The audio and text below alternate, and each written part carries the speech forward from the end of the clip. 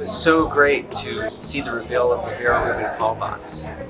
Vera was an exceptional scientist here, studying the cosmos and dark matter. Some of the concepts behind that can be very challenging to understand, and the way you can relate that everybody can understand, often is through art.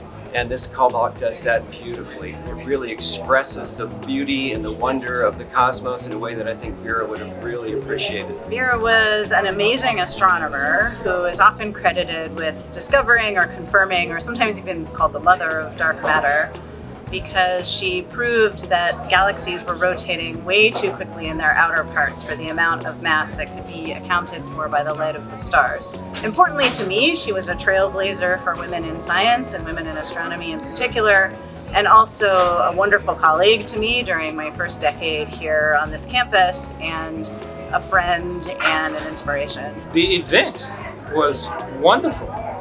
People came out and wanted to know more about the work of our committee, and they wanted to know more about the person that we were honoring, who was Vera Rubin.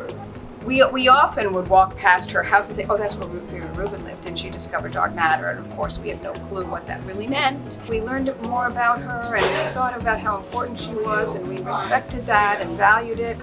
But being here, I feel like there's a deeper sense of that we've made a contribution to the community, and that feels really good. Everyone likes to come together to see the neighborhood made more beautiful, and the neighborhood is proud of the fact that Vera was a resident here, and we're certainly proud that she was a scientist here for almost 60 years.